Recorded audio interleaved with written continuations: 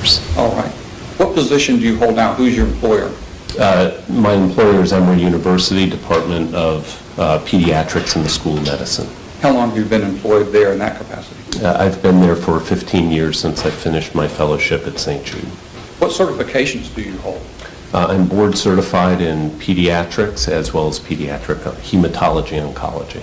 Okay. Is that a very large field of medicine? It's not particularly large. There are probably a couple thousand of us across the United States, not a huge number, maybe 1,000 to 2,000.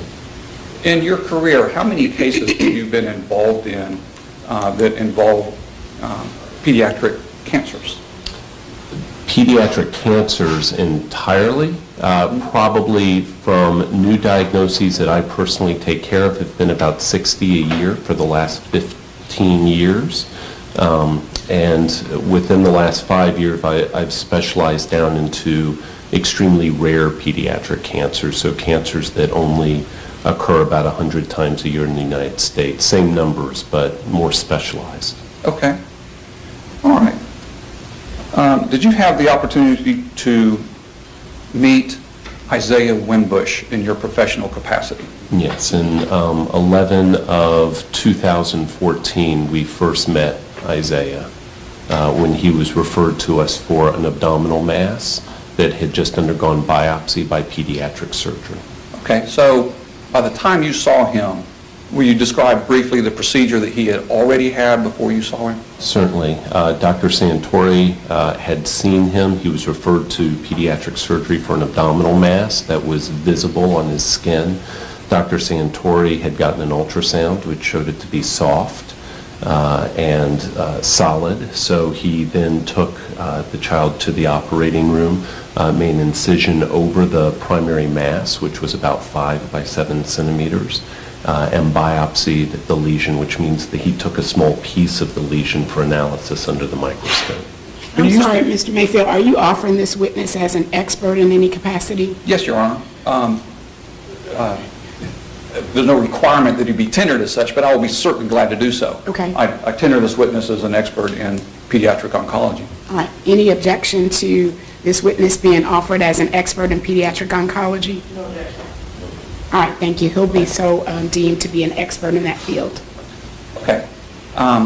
So I think I asked you to describe, or I think you just did describe the biopsy. So the biopsy was taken a small piece for analysis under the microscope. So was this biopsy's intent to cure him of this cancer? It was intent to diagnose him of what this was. At that time, it was not known that this was a malignancy.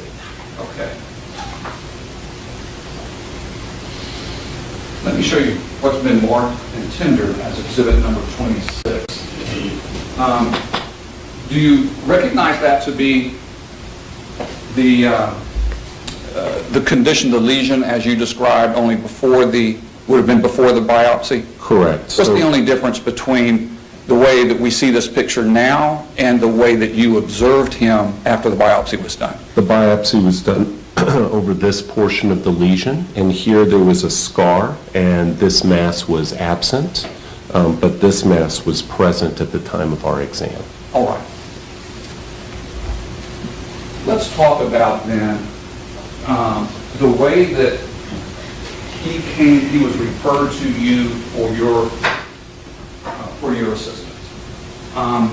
Of the cancers that you have seen, will you describe if a presentation like this one, particularly meaning the size of the mass, is typical or atypical of the patients that come to you? Sure. So it is not atypical to find large masses, but those masses are generally not visible or not palpable. In other words, when we have a mass occur in a large cavity like the abdominal cavity, masses may need to get very large before someone can actually notice them.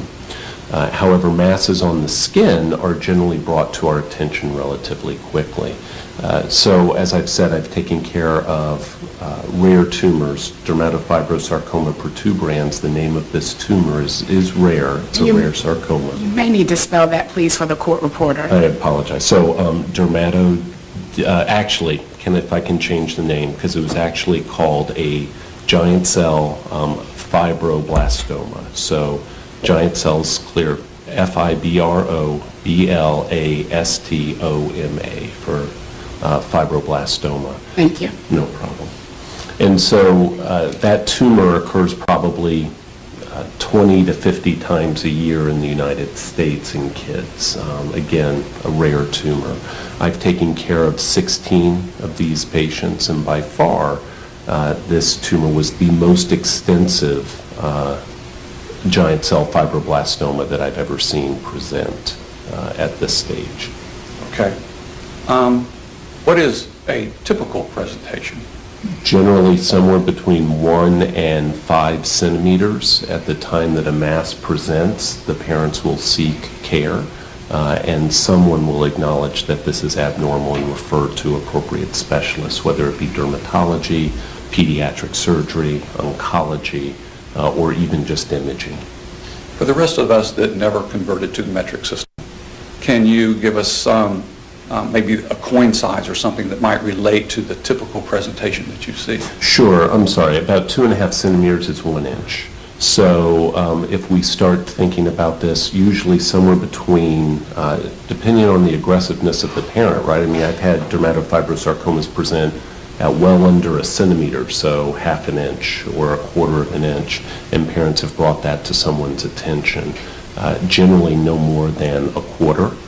At most $50, and that's usually if it's in a undisclosed location, a hidden location. These masses grow very slowly, so for them to hit $1/4 or $50 size would generally take years usually. Okay. Now, to testify today, have you reviewed the medical records of Emory University? Yes. And did Isaiah have treatment at other locations as well? Yes, so he was with us between 11 of 2014 and 5, 2015, and at that time he went to go live with his cousin near Tampa, I believe. He was followed at All Saints in Tampa by another pediatric oncology group. Okay. Have you reviewed those medical records from that hospital and those physicians? Yes, sir. Okay. And are those medical records the type of medical records that you regularly rely upon when you are treating patients? Yes. Okay.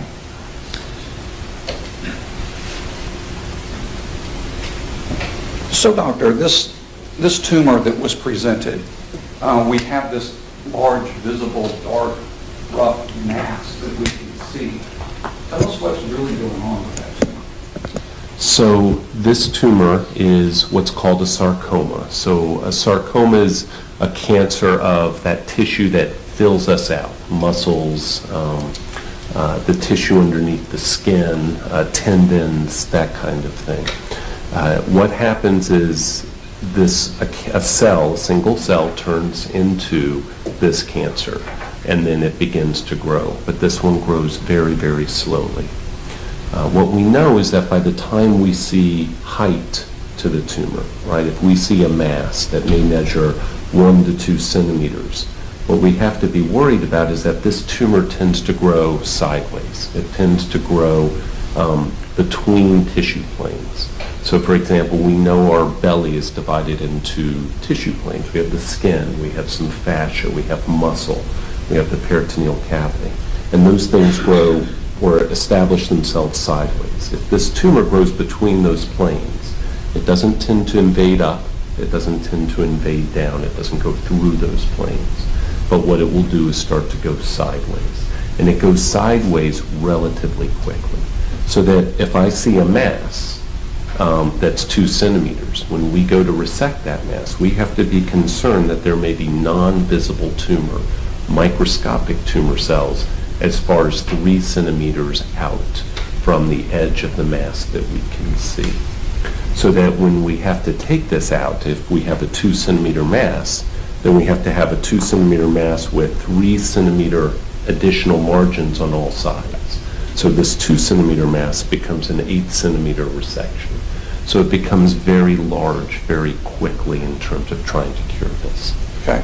So relate that, if you would, to the size of this tumor that, as it presented to you, to face a surgery with the intent of removing all of it.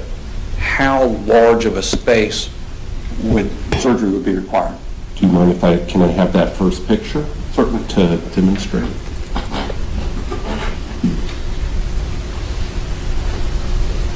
Thank you.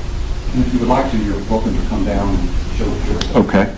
Can you all see? Do you want me to come down? Okay. So if we can see here from the mass, we see a visible mass that is actually to the right of the umbilicus. It actually extends beyond the border, the line that goes straight down from the neck down to the belly button. And so we would probably need to go 3 centimeters beyond any visible rise in the skin, okay, from here all the way over to here. And so we're talking about, at this point, an incredibly large defect to fill. In addition to the linear or the sideways, if we go vertically, you can't see the lowest extent because of the pants, but this would also be about half again the size up here as this length.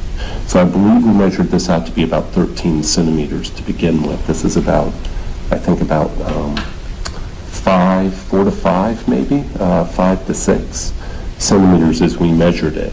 And so we would need to be doing a surgical resection that extends far beyond that. Now, we might not have to resect muscle there. That would be the biggest problem, but there's going to be a large skin defect there. That's not something that, once we resect that area, it's not something that we're going to be able to bring skin closure to.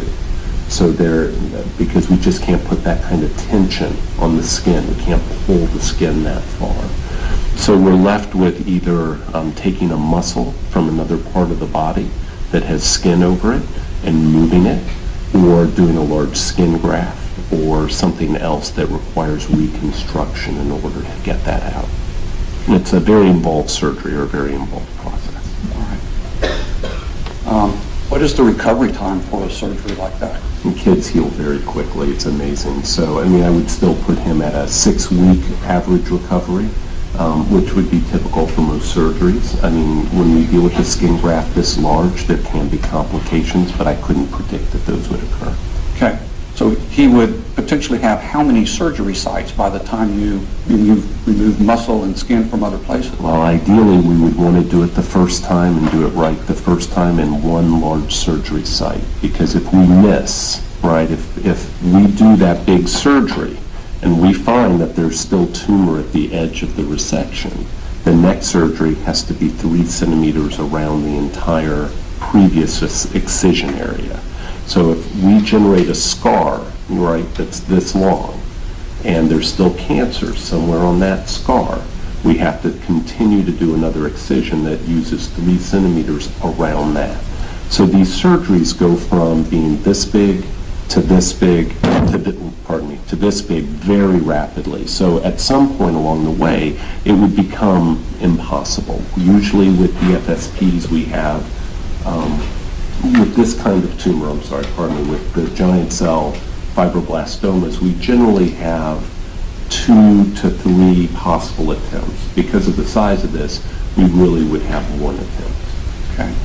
But to bring in a skin graft, would that require a second surgery site on Isaiah's body to remove area? Sure. So that you would bring, where would you typically go get that muscle and skin? Typically, so I'm not a plastic surgeon, but typically that skin is either removed from the belly, which would not be a possibility in this time, or from the thigh. So they might have to do a skin removal thing. It's a machine that slides along the skin, takes off the top layer of skin, and then they spread it. They use a machine to cut the skin so that it can stretch and fill the defect and fill the area. There's a scar left on the thigh where the skin is taken, but there's no actual injury to the leg or to the thigh at that point. Okay.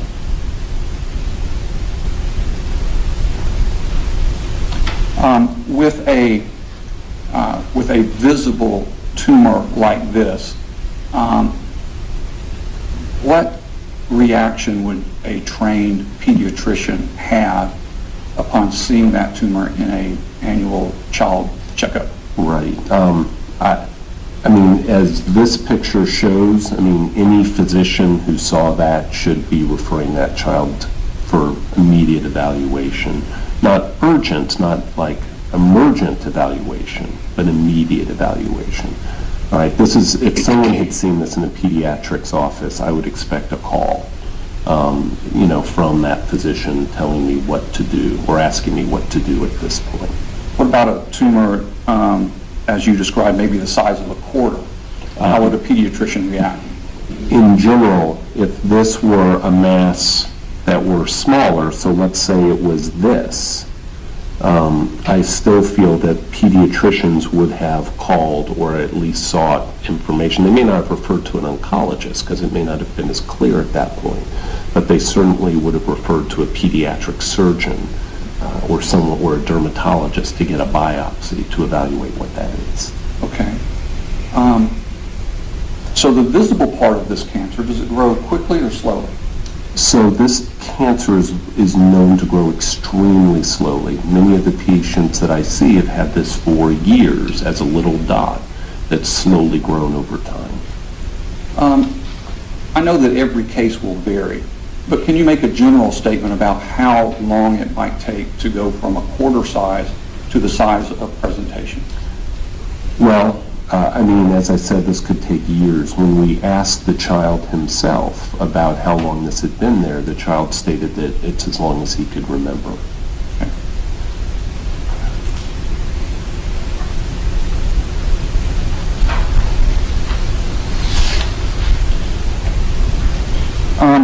What alternatives are there to surgery? So there are two primary alternatives. One is a medicine that we call imatinib or Gleevec. At any rate, it shrinks the tumor in about 50 to 60% of cases. It does not kill the tumor. So, meaning it may reduce the mass of the tumor, but it is not adequate in and of itself to treat the tumor. What we hope to do with that drug is to shrink the size of the tumor to enable a better surgical resection. Okay. The other option we have is radiation. If we have an incomplete surgery so that we've taken all the visible mass out, but there is microscopic disease left, then we can radiate the site of the tumor, and that does a pretty good job of controlling the tumor also. Is Gleevec a generic version of that drug? Yeah, actually, imatinib is the generic, and Gleevec is the trade name, is the expensive name. Yes. How is that is that a form of chemotherapy? It is. I mean, it gets classified that way. It's not the type of chemotherapy that you think of with bald head and IV infusions that we think of with traditional breast cancer or colon cancer. These types of drugs, of which Gleevec was the first, started in 2000 when it came to market. They're called tyrosine kinase inhibitors. They have their own set of side effects, but they are not classic chemotherapy. The people who use them the most, though, are obviously oncologists, and they kind of get grouped all in that area. All right. What sort of side effects can that have on a child? So Gleevec can have some height issues. In other words, it can prevent height. It can have liver toxicity, but usually not. It can suppress your bone marrow, so it can make your white cells count drop, so you can be open to infection. It can cause skin rashes and hyperpigmentation. Those are the main side effects. There are always rare side effects associated with any drug. Is nausea associated with it? Nausea can be, yes. Okay. And are you familiar with the dose levels that he has been on throughout his treatment period? We started him on it, yes. And at what dose level, do you recall? So we started at 200 milligrams BID. We actually started 200 once a day to see if he would tolerate it, and then went up to 200 twice a day. That medicine dose was continued through our time of watching him. So he started with us in November. I think we started him on December after we got everybody's consent. We increased the dose, I believe, in January, and he stayed on that dose with us from January to May. And then he moved to Tampa. Okay. And And since he moved to Tampa, has his dosage levels changed any? So they saw him in June, a month after we saw him. And at that point, they stated that they continued the medication at the current dose of 200 BID. However, he appears to have been lost to follow-up after that point, at least by pediatric oncology. So that his next medical record occurred as an assessment in October by pediatric surgery to see that they could attempt the excision of the mass. And between June and October, I am not sure how much Gleevec he was on. Generally, we will stop Gleevec 28 days before surgery because it can impair wound healing. So I imagine his surgery was 11/5. I imagine he stopped it at least at the 1st of October. And then he had his surgery and was not seen by pediatric oncology again until March of 2016. And at that point, they had found that he was not on Gleevec, that he could not tell them when he stopped it, so it was probably before the October dose. And following the surgery, there was a regrowth of the tumor at the surgery site. Let's go back and talk about that surgery in Florida. Sure. Have you read those medical records? I have. Do you have an understanding of what Isaiah went through in that surgery? I do. Will you describe it, please? So the surgeon doesn't describe the overall length of his or her incision, actually. So I don't know how extensive the cut was, the surgery that was made. But they went in to try and remove visible masses from the abdominal wall, which they did. And Isaiah tolerated the surgery very well. Unfortunately, on pathology, they did not get what we call negative margins. The surgeon doesn't refer in the op note to what margin she went for. In other words, it doesn't say how far beyond the tumor mass they extended. I was telling you before it was 3 centimeters is the minimum that we do for this tumor. Other sarcomas can be gotten with just 1 centimeter, but this one requires 3. And in her op note, she didn't specify. So I don't know how far beyond the tumor she went. What I can say is that the pathology showed that all margins, meaning all the edges of the resection, still had tumor at the margins, which means that the surgery was ineffective in controlling his tumor at this time. Okay. So what is Isaiah's current state as of now regarding this tumor? So following the surgery in November, they had a tumor board at the end of November before he was discharged. What is a tumor board? A tumor board is a discussion between oncologists, radiologists, pathologists, surgeons, and anybody who may have a role in taking care of children with cancer. It's generally referred to as a multidisciplinary approach. And almost any center that takes care of pediatric oncology will have regular tumor boards where we can discuss the patients, their goals, and how we are treating them. So it's considered to be a high standard of care, a standard of care for taking care of these complex kids. At their tumor board, they recommended follow-up and Gleevec. It was unclear. There was a question mark next to Gleevec about continuing it, but they did. They restarted the Gleevec after that point. So he had the surgery in November of 2015, right? They talked about Gleevec, and then he was lost to follow-up. And so then he returned in March of 2016, and at that time there was already visible tumor there. They said that we then needed to get an MRI and to assess what was going on. That MRI really wasn't obtained for another 5 months until October, at which point we found that the mass was, of course, continuing to grow. They started Gleevec again in November, and already have documented in December a decrease in the size of the mass. So the tumor had grown pretty extensively by October, and again had a visible mass present. Once they restarted the Gleevec, the mass shrank just as it had when we started the medicine in November or December of 2014 when we first saw him. And so currently he is on Gleevec for an extended period of time. All right. So let's talk about prognosis. Where does he go from here with his care, and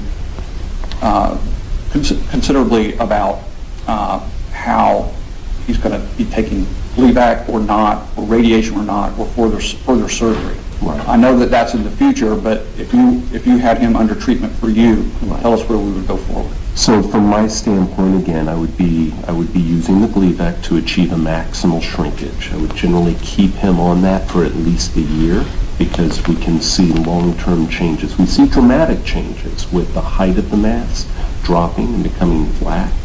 But for those sideways things, in order to shrink it laterally, that takes a lot more time in my experience when I've used this in 5 or 6 other patients. We would give them at least a year. Then I would probably, what happens when we do that is that these areas of discoloration remain on the skin. They would be flat, but they would remain on the skin. And probably I would recommend that we sample at the edges of the tumor on these discolorations to see if there was tumor remaining, either small incisions or small punch biopsies. After that, I would stop the Gleevec in the month preparing for the surgery, and this is all hypothetical. We would do whatever we had to do on the surgery. Okay, so if it meant reconstructing the abdominal wall, we would find people who could do that, because this is his only chance of not having this grow or be more destructive. If we got negative margins and he had the big skin graft or the muscle flap, all that stuff, we would just, I'd let the surgeons deal with and the plastic surgeons deal with. If we got negative margins, we would be done and we would just follow him. If the margins were positive, I would refer him for radiation therapy of pretty much the entire abdominal wall to make sure that we killed all the cancer.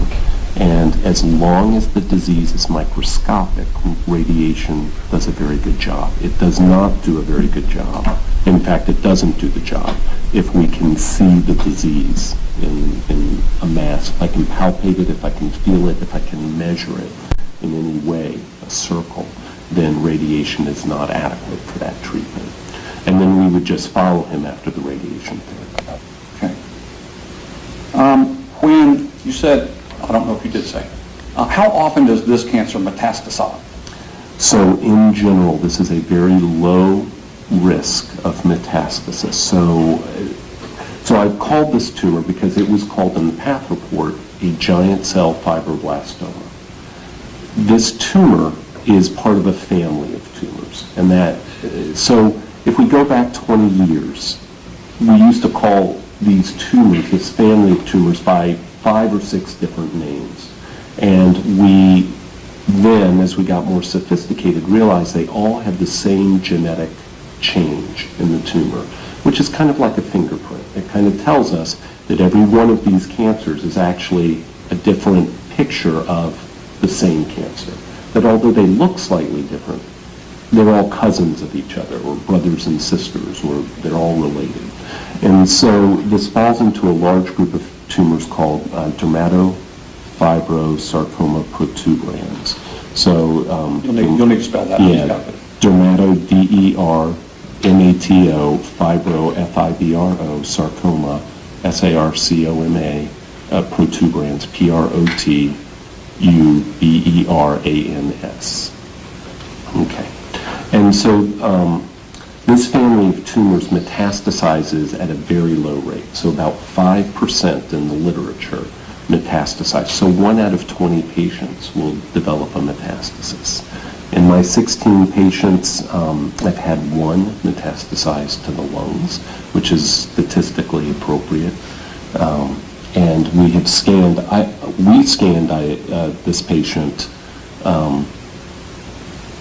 we scanned him at the beginning of therapy, and his lung CT was negative for metastasis. There has not been a further lung evaluation since we evaluated him in November of 2014.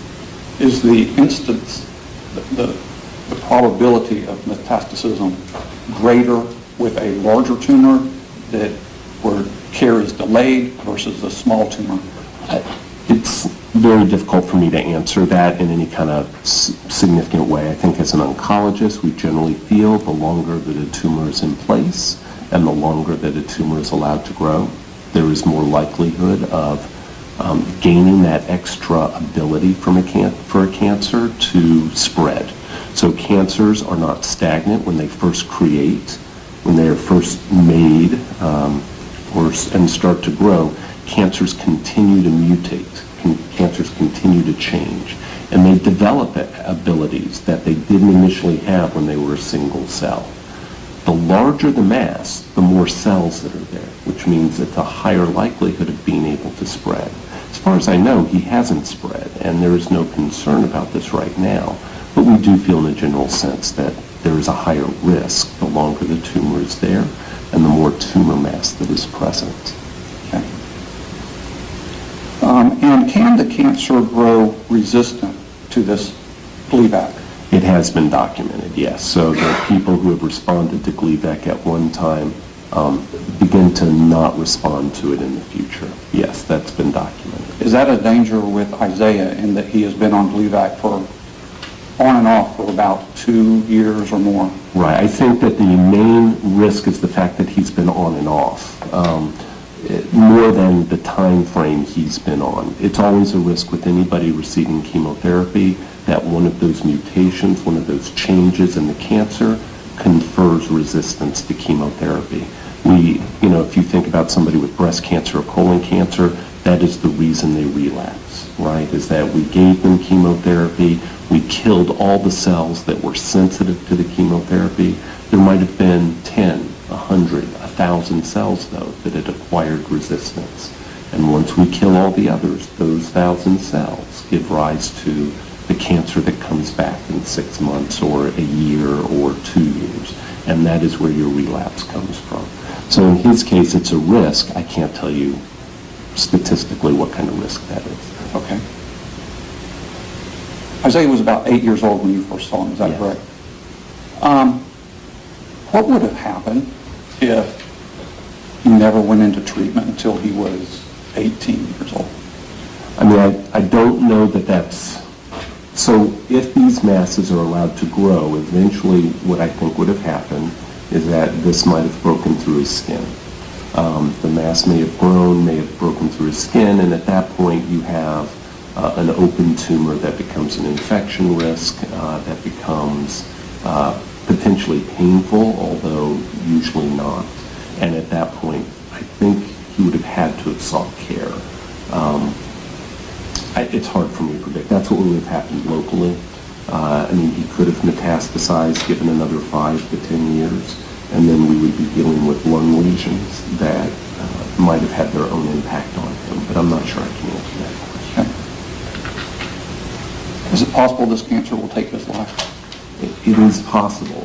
Either through treatment or through the tumor itself, if we can't resect it. I don't think it's likely. I think that it's a matter of just doing what we have to do in terms of finally getting an extensive enough surgery. We can do it.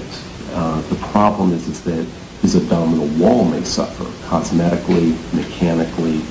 He may not have much of an abdominal wall after the surgery, and that can lead to complications long term. But I believe that we can cure him of this cancer. It's just a matter of, it's hard to do these large disfiguring resections on a child, and it's hard to get everybody in the same mindset to do it. Unfortunately, that's kind of where he's heading. If we can do it when he's older, if we can hold him on Gleevec and then do it when he's older, when he's achieved full growth, it may be easier. Luckily, with this type of tumor, we have time to wait in general, although there's that small risk of metastasis. What's the fatality rate for those presentations that are just maybe the size of a quarter, like you said, typically come? Right. If we can resect it, the fatality rate is almost zero for those. And in fact, most of the dermatofibrosarcoma protuberans that lead to death are the ones that are not located on the skin. They're generally developed deep in the body, and they wrap around organs that we can't handle. We can't take the heart out, or we can't take the lungs out. And so that's really where we run into problem with dermatofibrosarcoma protuberans. But on this particular type in the skin, the success rate upon early detection is what? Very high, greater than 90%. Thank you. All right, doctor, can you just help me for purposes of the court reporter? You mentioned a generic and a brand name of the medication. Could you spell those for me? Sure. Imatinib, IMATANIB, and Gleevec, GLEEVEC.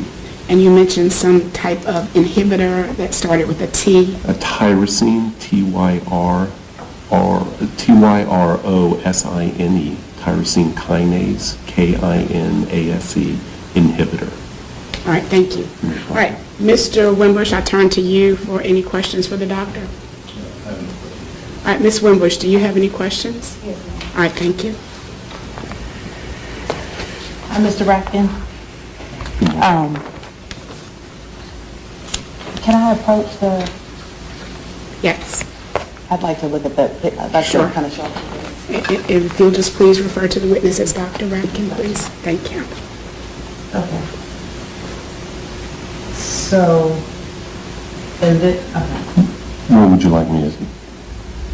In this picture, can you explain kind of what? Let me start with this first. Okay. How much medical history did you have on Isaiah? I had no medical history on him. All I knew is that Isaiah was in foster care. We had very little to go on after that. Okay. So you didn't know anything about his parents' medical history or anything like that? No, ma'am. Okay. How much research has been done on this particular type of cancer? So when you ask about research for soft tissue sarcomas, this is a difficult field to research. There have been studies in terms of how to approach the treatment. The one that I used, for example, to base my treatment on Gleevec was out of MD Anderson, probably in the early 2000s, where they took a series of patients who had metastatic dermatofibrosarcoma protuberans and were not amenable to other treatments, and they started them on Gleevec. And that's where I got my 50% response rate from. But this is a rare tumor. Soft tissue sarcomas as a whole are a very mixed group of cancers.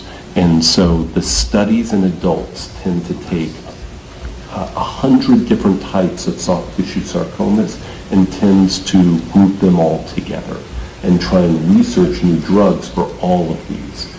There are about 10,000 cases of soft tissue sarcomas a year throughout the entire United States.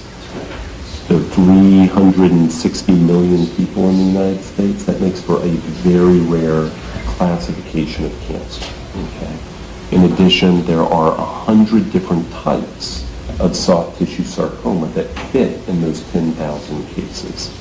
So there's not a huge amount of research looking just at dermatofibrosarcoma protuberans.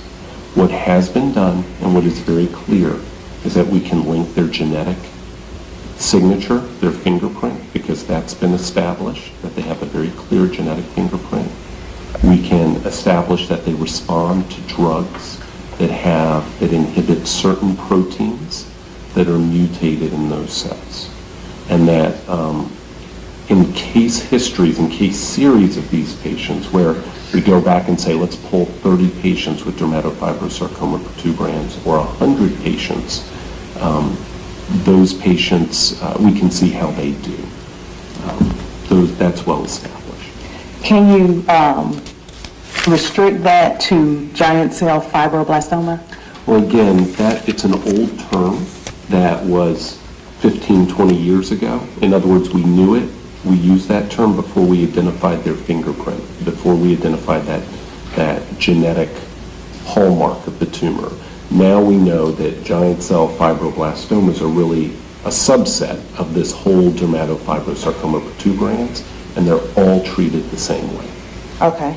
Has there been any research as to the root cause or where they come from, where they originate from? Right. I mean, essentially, we would say that genetic change that we see is the cause of the tumor. In other words, when we start seeing that, it's called a ring chromosome, but when we start seeing that change, that's when the tumor begins to develop, so that the cell undergoes some kind of general genetic change, and that genetic change pushes it to become a cancer. Okay. And you have do you have any idea of what causes that change, or? No. So in kids, I mean, in adults, it's easy to understand why adults get cancer, right? We smoke, we drink, we don't exercise, we eat badly, those kinds of things. And so over 40, 50, 60 years, we acquire damages, genetic damages to our cells because of the things we do, just because of our long lives. For kids, there are 3 million cases of adult cancer a year, but only 12,000 cases of pediatric cancer a year. That's because these are just random bad luck. They haven't had time to damage themselves. So we don't specifically know why it occurs in any given child. We just kind of think of it as random bad luck, that there was something that went wrong in that one cell that started it. Okay.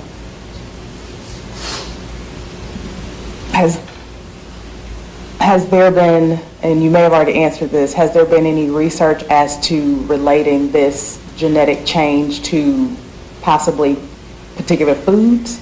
No, not that I know of. Okay. No. Has there, in this type of fibrosarcoma, yes. In this particular type, have you seen cases where it will come up on the skin in a size about like that? Well, I've taken care of about 16 kids total with this tumor in the last 15 years. And so have I seen circles on the skin? Yes, absolutely. And that's the way the majority of these have presented. In general, when you say something like this, what I can't account for is the size. Most of the time, they're much smaller. Some of these are even under a centimeter when they approach a dermatologist and say, can we just get this off? We're not sure what it is. But as I said, this child had the most expensive case I've seen in terms of how big it was at the time when it came to our attention. And you saw him in November of 2014? Yes. That's right. Okay.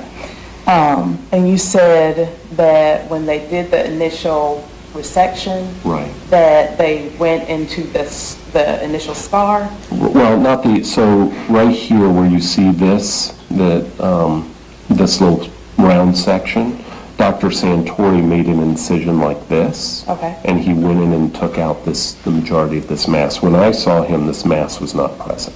Okay. And that was the mass that he tested? That was the mass that he tested and was a dermatofibrosarcoma protuberans. Okay. Have you ever seen a case where it will present in one place and shift to another place? I've seen areas that are close together, but multiple masses. And what's happening, again, as we talked about, is that if it started here, the cells are growing laterally, and when they lodge here, they grow up like this is. So I've certainly seen these tumors have two locations, but generally they're right next to each other, not something where they're on a knee and an elbow, right? Not separated in place. You talked about that there's a very low risk of metastasizing. Will you discuss for all of us what exactly metastasize means? Sure. So metastasis means spreading, basically, right? So I think most people are aware that when they hear someone talk about cancer, they'll talk about a stage 1, 2, 3, or 4 usually in most adult cancers. And that refers to how extensive the tumor is. And so 1 and 2 are generally referred to as local tumors. They only grow in one place where you see them. And it's really a difference between are they this big or are they this big.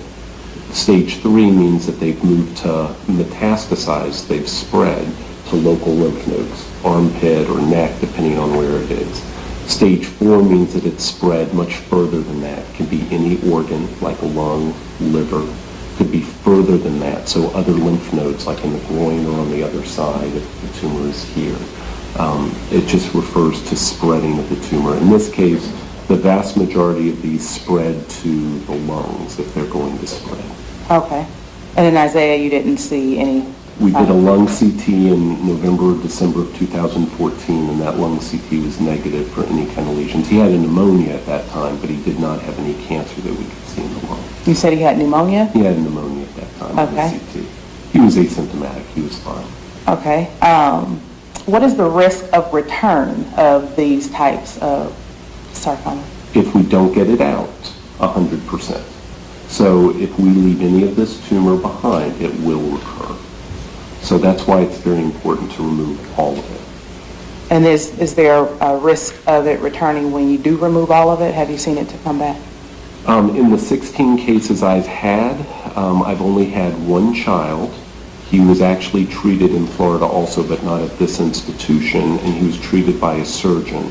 His was present here on the chest wall, and he had about 7 different surgeries that kept getting larger and larger, and each time he recurred at the edge of the surgery. So I have seen a patient have recurrence after surgery, after multiple surgeries. We did one more surgery and then radiated him, and he's doing fine. We haven't seen any recurrence yet. Okay. So, and you mentioned that this is something where the Gleevec medication could cause it to shrink to be able to await or lay off actual resection. Is that the right terminology? Right. We would delay the resection because if the Gleevec is working, hopefully the tumor is shrinking, not just in height. I really, to be honest, I don't care about the height of the tumor, the mass. I care about how wide it is.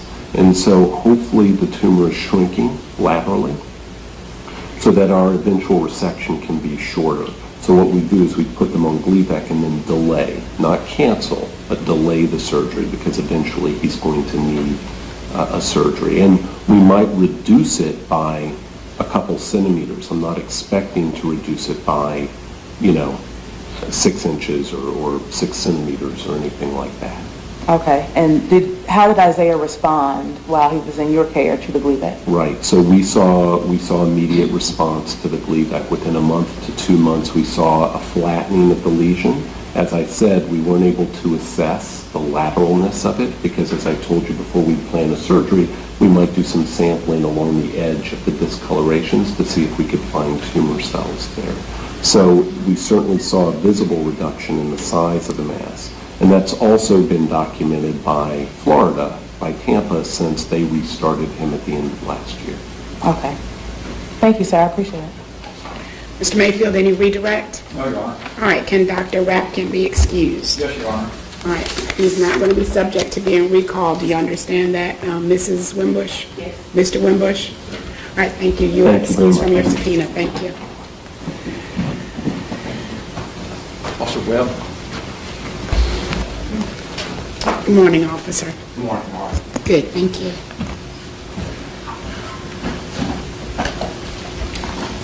Officer, please raise your right hand. You solemnly swear the testimony you're about to give in the matter now and hearing shall be the truth, the whole truth, and nothing but the truth, so help you God. I swear. What is your name, sir? I'm Officer Webb, Gwinnett County Police Department. Are you a post-certified law enforcement officer in the state of Georgia? Yes, I am. What does post-certification mean? It's our police officer selection and training.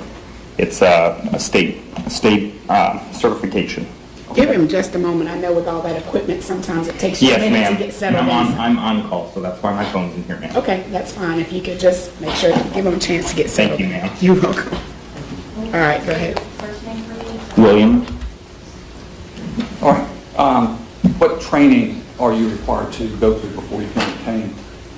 I'm not going to ask you what training is required. What training did you go through in order to become a post-certified law enforcement officer? go through basic detection classes, investigation classes, Georgia law. Total, I have 1,500 hours of training to this date. 1,500 hours of training? Yes, sir. How long have you been a certified officer in the state? 6 years since December. Okay. All right. Did you attend the Gwinnett County Police Department Academy? Yes, sir. How long was that academy? That academy was 6 months. All right. On August 22nd, 2012, did you have a reason to encounter Ricardo Wimbush? Yes, I did. Will you describe the circumstances that happened? I was called to the Decula area by an anonymous person who stated they saw a suspicious person, which ended up being a child. They said he was carrying a sleeping bag and walking down the road, and they wanted a police officer to check it out. I was dispatched. I located the Hearsay. I sustain that objection as to what any anonymous person may have reported. So the jury will disregard any hearsay from an anonymous caller. Did you receive a radio dispatch to respond to this area for a particular purpose? Yes. And what was the purpose? The purpose was to find a suspicious person walking down the road. Again, I object. Hearsay. Your Honor, this it is not intended for the truth of the matter asserted. It just simply explains conduct as why it was there. I overrule it at this point based on communication with dispatch. But officer, don't go into any more specifics from the anonymous caller. Okay.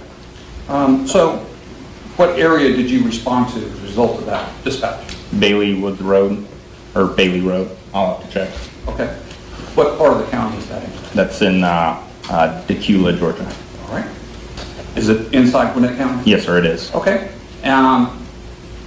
Were you given a description of a person to look for? Yes. All right. And did you find someone matching that description? Yes, I did. Tell us about that. It was a black young male carrying a blue sleeping bag. Okay. Did you have an encounter? Yes, I did. Tell us about that. How did that happen? I saw the kid walking down the road with a sleeping bag. I made contact with him. I asked him, first off, what's your name? He said, I don't know. I object. Hearsay. That is not subject to the rules, the hearsay rules, so you can continue. That's overruled. I made contact with him. I asked his name. He said, I don't know. I said, okay, where are you coming from? He said, I'm coming from an orphanage. I asked how long he'd been walking. He first stated he'd been walking on the streets for 2 months, living off of water and food from passerbyers. And then later I asked him again, and he said that he had been on the streets for a week. I tried to get his name from him, and he gave me the following names, if I may look at my report. He gave me the names of Mike Darvin, with a date of birth of 9/13/2012, Mike Darwin, 9/13/2012, and Kashawn Richards, 3/11/2000. Upon running these in GCIC, which is our database, I was unable to get any kind of information about the kid's identity. Did he have any identification? No, sir, he did not have any identification. Okay, go ahead. Being that I noticed the kid was young, I assumed that he wouldn't be given any kind of Georgia ID or anything. The encounter total took about 2 hours, which is not normal for a missing person or a runaway, which I believe I'd come in contact with given the sleeping bag and the time of day. So I, based on the false names, because he had given me 3 different names, none of which came back to anything, and that he gave me 3 names, I put him in the back of my patrol car for false name and date of birth. When I put him in the back of the patrol car, he finally gave me his real name, which is Recardo Wimbush, and his date of birth, which I was able to, and he gave me his mother's phone number. Okay, let's talk about what happened between the first encounter and the time that he finally gave you his name. How long of a period of time did you talk with him between the first encounter and he finally gave his name? First encounter until he finally gave his name, I believe, is an hour and a half. Was anyone assisting you in this hour? Yes. It was Sergeant Brewster, but he was only there as a sergeant because I was taking custody of a kid, because it wasn't just turning him over to the parents, it was an hour and a half, and due to that, I wanted a supervisor on scene just to make sure I had that authority there with me. Okay. And what led to him eventually giving his name and his mother's name? Me taking custody and putting him in the back of the car. Now, when you did that, did you handcuff him or? I don't believe so. Okay. Is that when his attitude changed? Yes, sir. Okay. And he told you what exactly? I'm sorry. It had completely changed. As soon as he got in the back of the patrol car, he told me he was He was coming from home. He told me his mom's date of birth, and he gave me all the information I needed in order to continue to get in contact with his parents, figure out if he was okay. All right. Did he give you any information about his home life? No, sir. Did he give you any indication of where he was staying inside the home? No. Did he give you any indication that he had been abused? No.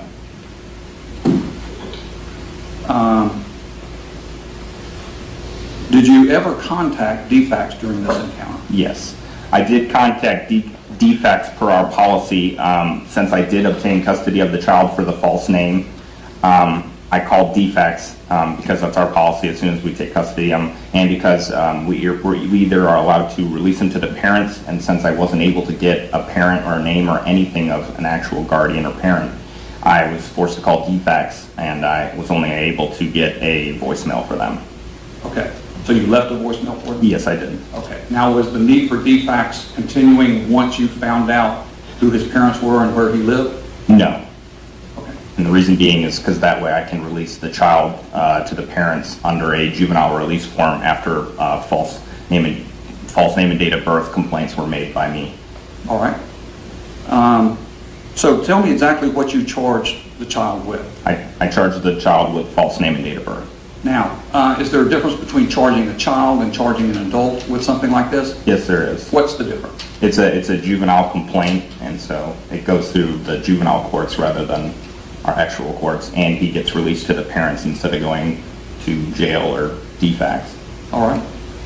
All right, so now you've got his parents' name, address, you've got an accurate name of him, you got his date of birth. What happens next? I contact the mother, and I advise her, hey, I have your son on the side of the road, he's giving me a false name, I need you to come claim custody of this child. Okay. What happened next?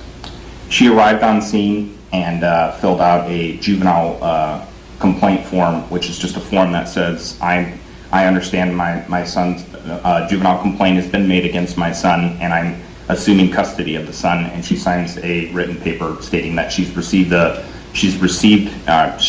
taking custody of the kid, and she's also aware of the juvenile court date. Okay. What was the name of the person that arrived as Ricardo's parent? Yes. What was that person's name? One moment. Therian Wimbush. All right. Tell me about your conversation with her.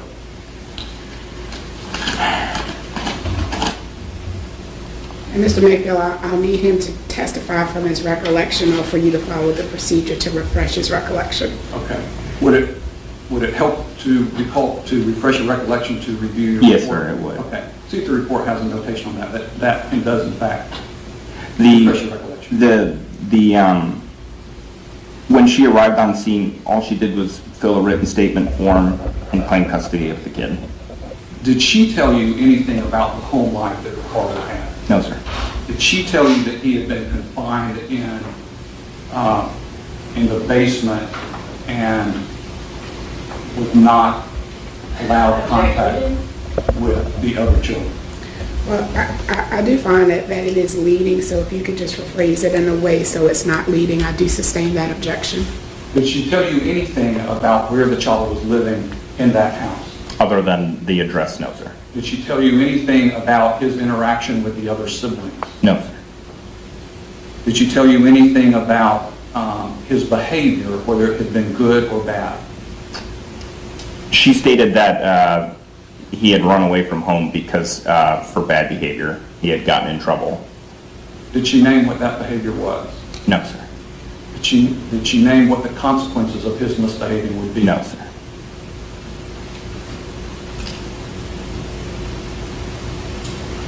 And did you ever have to go to juvenile court on this charge? No, I did not. Okay, that's all I have. Mr. Wimbush, any questions for the officer?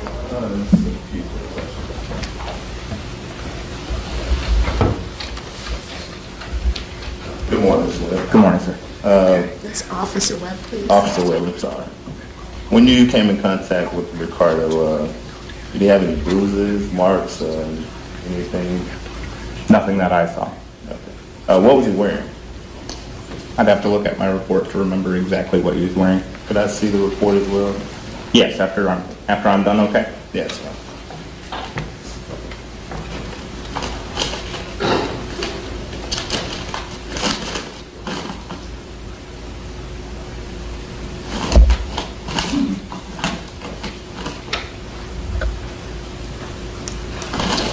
Blue gym shorts, a blue shirt, and a sleeping bag. Okay.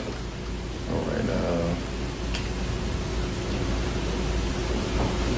Did he seem like he was troubled or he was distraught or anything? I don't remember. Okay. You say he gave you the correct name once you put him into the car? Yes. The car? And was he nervous when you put him in there, or was he? He had been given the false name and everything. It was hard to get any information, but once I put him in the back of the patrol car, his whole attitude changed, and he, for lack of a better term, he became compliant and was immediately giving all the information I needed in order to go through with getting him to the place he needed to be. Okay. And what was he like when his mom showed up? I don't remember. Okay. That's all the questions I have. Thank you. Thank you. Ms. Wimbush, questions for the officer? Ma'am.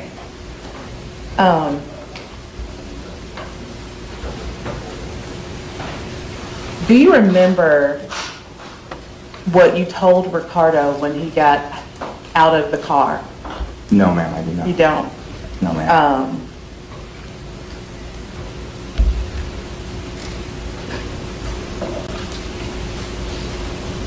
You said that his attitude changed once you put him in the back of the car. Can you describe what his attitude was like before? I mean, you mentioned non-compliant, but can you kind of explain what his attitude was? Yes, ma'am. It's based on my experience when I come in contact with kids. This kind of call is very fast forward. That when they come in contact with police officers, they usually really want to give me their name, date of birth, where they lived. This one was very different because this call had actually taken 2 hours, which is not normal. So me asking a child for his name and just continually lying and giving me false information is very different. And then once I put him in the back of the patrol car, the attitude changed, and every question I asked was a straightforward, truthful answer. So in your experience, from your experience, did it appear that once Ricardo understood that there were going to be consequences for his lying to you, then he became compliant? Maybe. It's hard to tell, but I do know that once he was in the back of the patrol car, he told the truth on everything. Okay. Thank you, sir. Thank you. Any redirect, Mr. Mayfield? No, Your Honor. All right, thank you. Officer Webb, can he be excused from his subpoena? Yes, Your Honor. Any objection to him being excused? No objection. All right, thank you. You're excused. Thank you, sir. Ready for your next witness? Your Honor, I need just a couple of minutes for my next witness. All right, this may be a good time for the morning break, ladies and gentlemen. Will 15 minutes be sufficient, Mr. Mayfield? Yes, Your Honor. All right, let's take our mid-morning break, 15 minutes, and I will continue to remind you of your precautionary instructions. Good morning, sir. Good morning. Raise your right hand, please. You solemnly swear that the testimony you're about to give to the court, the matter now in hearing, shall be the truth, the whole truth, and nothing but the truth, so help you God. Yes. What is your name, sir? Wimbush. And tell me, what is your relationship to the defendants in this case? Ricardo Wimbush Sr. and Therian Wimbush. I'm Ricardo's brother, Therian's brother-in-law. Okay, so Ricardo Jr. is your Nephew. all right. Is he currently living with you? Ricardo Jr., no. Okay. Tell me about, I meant to say Isaiah. So is Isaiah currently living with you? Yes, he is. Okay, thank you. My slip of mine.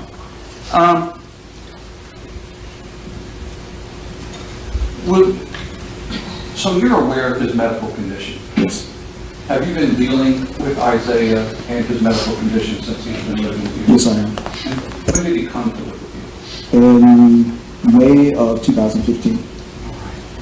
So when you first received him and in the intervening time, have you had conversations with him about his illness? Yes. Are you actively involved in his treatment, such as his receiving medications and so forth? Yes, I am. I'm not going to ask you about the cancer or the medical aspect of it, but tell the jury, please, how he talks with you about having the cancer first, and then we'll go through about what he says about the tumor.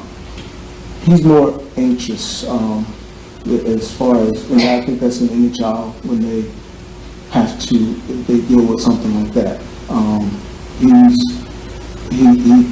kind of talks about not really wanting to, and then he kind of pulls himself back from doing activities in school because of the cancer, because of the cancer itself. But it's from the,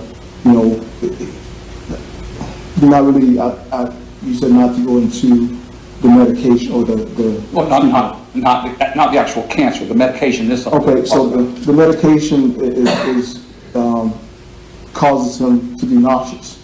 So for him, when he becomes nauseous, it's an all-day, sometimes an all-day occurrence for him that it drains him. He's not able to do things that he would normally want to do. Does the nausea result in vomiting? Yes. How frequent?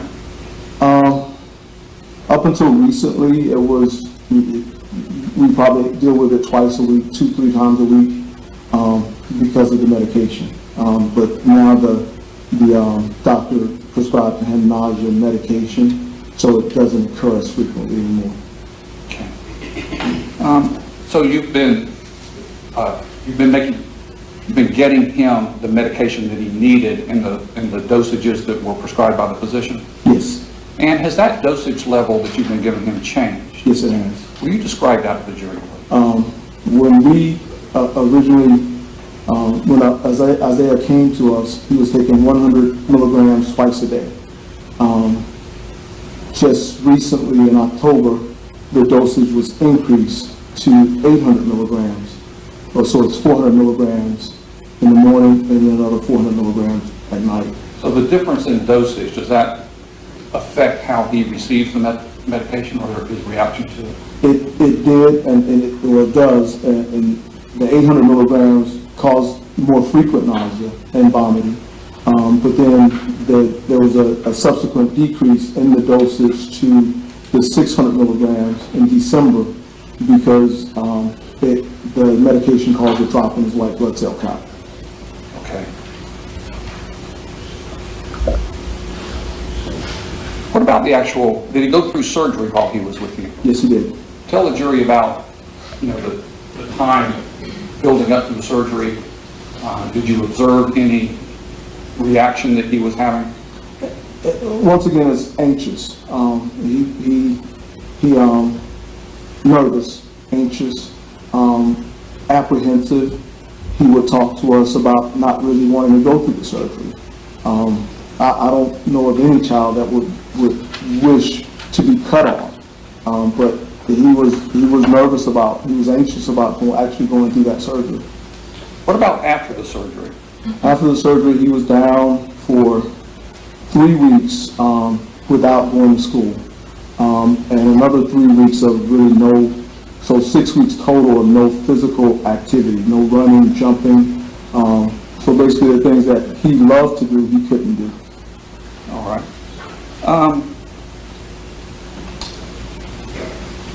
Was there a time that he was not receiving any medication? Yes, it was about a month in the middle.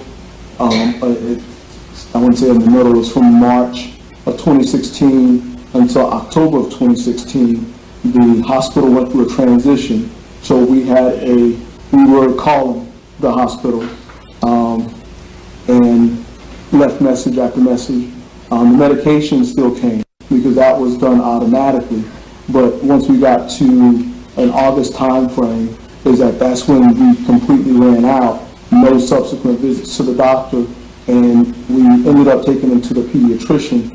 The pediatrician informed us at that point that All Children's Hospital is where he was going, had a changeover to Johns Hopkins Hospital, and that changeover messed up their phone lines. So she advised us to continually call until you actually got a live person. So we called all day until we got someone, made a subsequent visit, and that's when we saw the doctor. And at that point, his tumor had come back. Okay.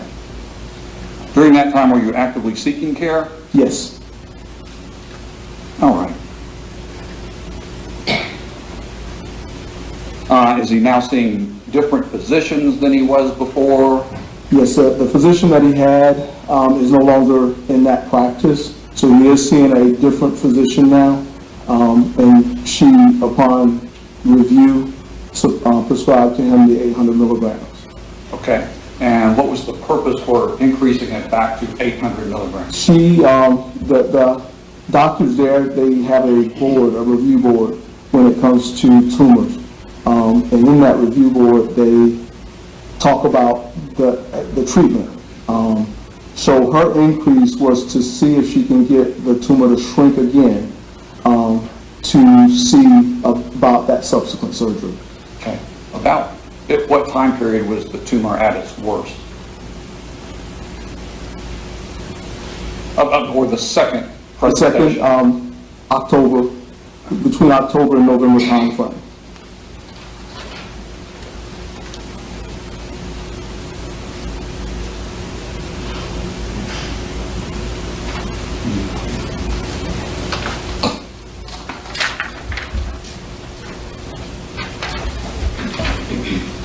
Let me show you what's been marked as State's Exhibit number 27.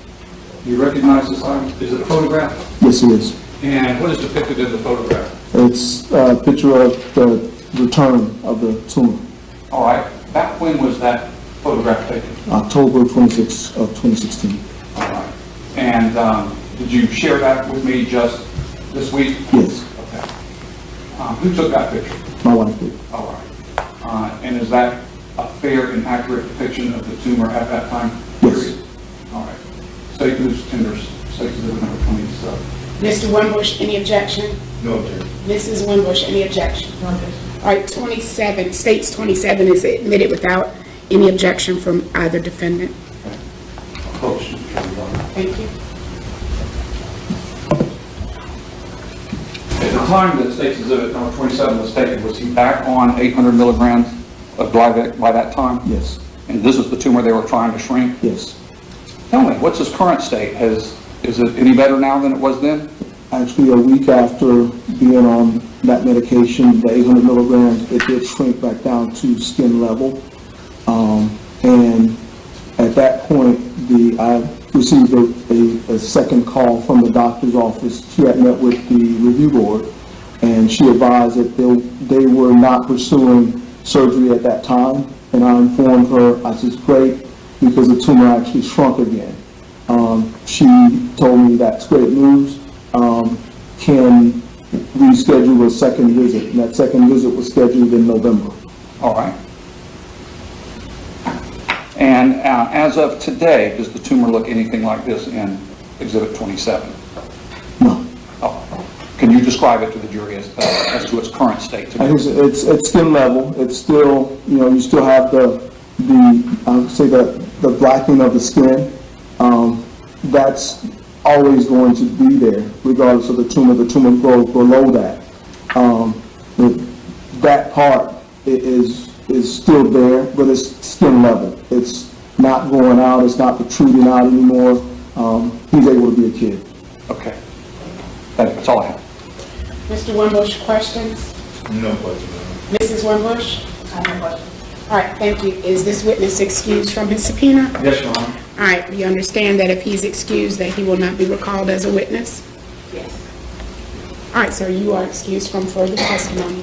Thank you. Next witness, please. Hussein. Hussein,